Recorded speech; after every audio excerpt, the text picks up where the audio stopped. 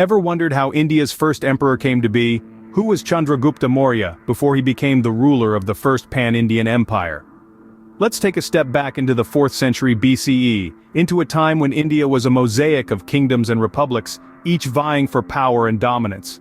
Among these, the Magadha kingdom stood at the forefront, its influence casting a long shadow over the subcontinent. However, the arrival of Alexander the Great threw the political climate into chaos, his invasion unsettling the established order.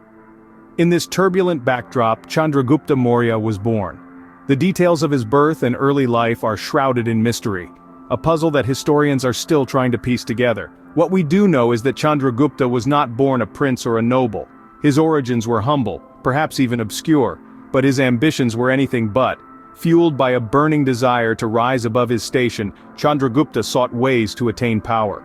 He focused on obtaining military training and experience, understanding that it was through strength and strategy that he could carve out his place in the world.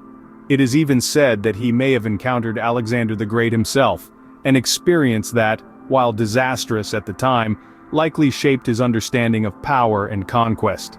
But even as he chased his ambitions, Chandragupta was not alone. He had the guidance of his mentor Chanakya, who would play a crucial role in his rise to power. Together they dreamt of a united India, a dream that would soon become a reality. Young Chandragupta had ambition and sought ways to attain power. But little did he know, his journey was just beginning. Behind every great leader there's a mentor. For Chandragupta, it was Chanakya, also known as Kautilya. In the volatile landscape of 4th century BCE India, Chanakya was a beacon of wisdom and foresight. He was a tactician, a scholar, and a visionary, whose contributions to Chandragupta's rise to power were nothing short of extraordinary. Their relationship was not merely that of mentor and protege, it was a partnership, a collaboration that would shape the destiny of an entire subcontinent. To understand their bond, let's delve into the mind of Chanakya. He was a man with an unparalleled understanding of politics, economics, and military strategy. His vision? A unified pan-Indian empire with Magadha as the crown jewel. But every vision needs a visionary to bring it to life. For Chanakya, Chandragupta was that visionary. He saw in Chandragupta a leader with untapped potential, a diamond in the rough waiting to shine. Chanakya chose Chandragupta as his candidate to replace the incumbent king, Dhanananda, and the rest, as they say, is history. Chanakya was not just a mentor, but also a guide, a strategist, and a confidant. He taught Chandragupta the art of war, the nuances of diplomacy, and the stealth of covert operations. But more than that, he instilled in Chandragupta a sense of purpose, a drive to unify India under a single banner. Their alliance was not formed overnight.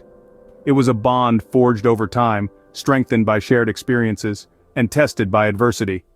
It was a relationship built on mutual respect and trust, with each acknowledging and appreciating the strengths of the other.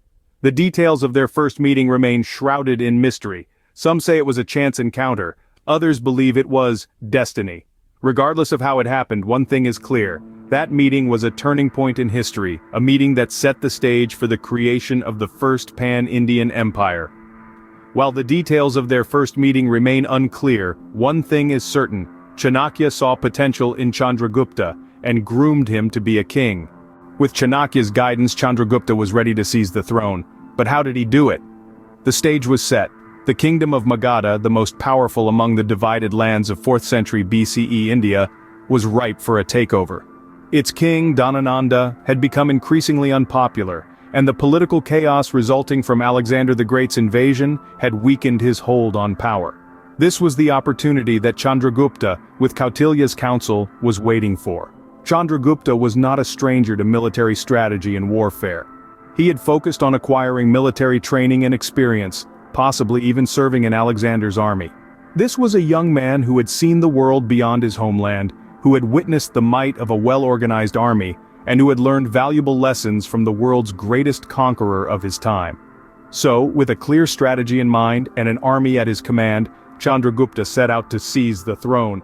He didn't charge headlong into battle though. No, he was smarter than that.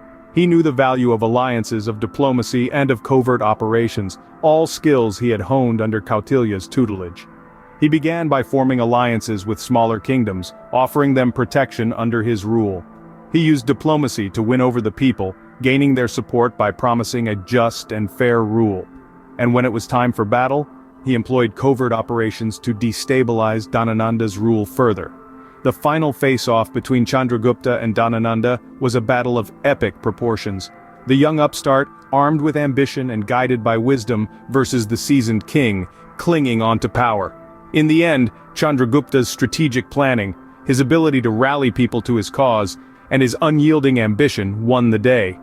Dhanananda was overthrown, and Chandragupta ascended the throne, establishing the Maurya Dynasty. Chandragupta's ambition, coupled with Kautilya's wisdom, led to the establishment of the Maurya Dynasty. His rise to power was not just about winning a crown, it was about uniting a divided land under one rule, about bringing stability in a time of chaos. And this, my friends, was just the beginning of Chandragupta's journey as a ruler. Now, Chandragupta was emperor, but what kind of ruler was he?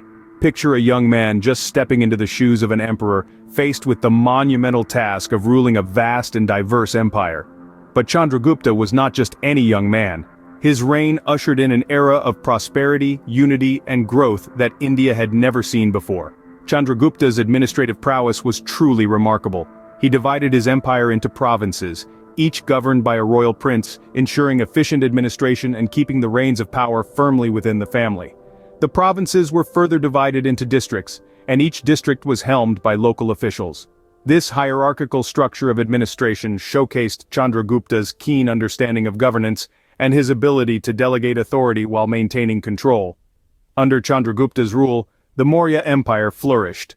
Agriculture was given significant attention, irrigation systems were improved, and trade routes were established, connecting India with the rest of the world. There was an emphasis on public welfare, with hospitals and educational institutions being set up across the empire. The prosperity during his reign was not limited to the elite but reached every corner of his empire, touching the lives of the common people. But Chandragupta's reign was not just about physical prosperity and administrative efficiency. It was also a time of spiritual exploration for the emperor. Towards the end of his life, Chandragupta turned to Jainism, a religion that emphasizes non-violence and asceticism. He abdicated his throne, embracing a life of simplicity and meditation. This shift from a life of power and affluence to one of asceticism paints a picture of a ruler who was not just a warrior and administrator but also a spiritual seeker. Chandragupta Maurya was not just a conqueror but also a visionary ruler who brought prosperity and unity to his empire. His reign stands as a testament to his administrative skills, his commitment to the welfare of his subjects, and his spiritual depth. He was a ruler who truly understood the needs of his people and strove to fulfill them, creating a legacy that continues to inspire to this day. As all great stories come to an end, so did Chandragupta's, but his legacy lived on. Chandragupta Maurya, the founder of India's first pan-Indian empire, concluded his rule in a manner as extraordinary as his rise.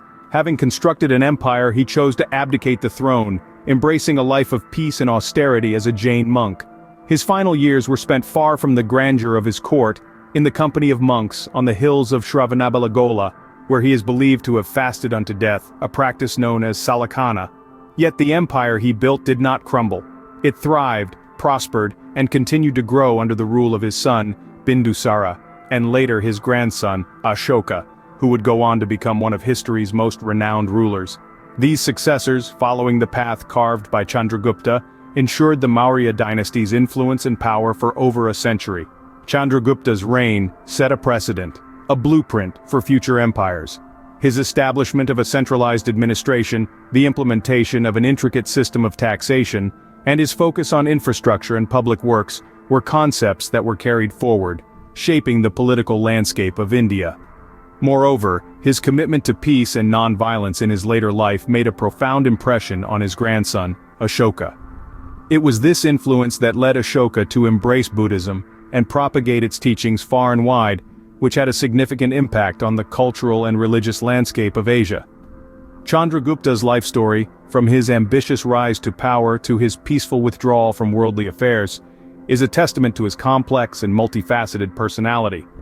His legacy is not just that of a powerful ruler who established a vast empire, but also of a visionary leader who foresaw the benefits of centralized governance, infrastructure development, and peace. Chandragupta Maurya, a name etched in history, the founder of India's first empire, a visionary leader whose legacy continued to shape the future of the Indian subcontinent long after his demise.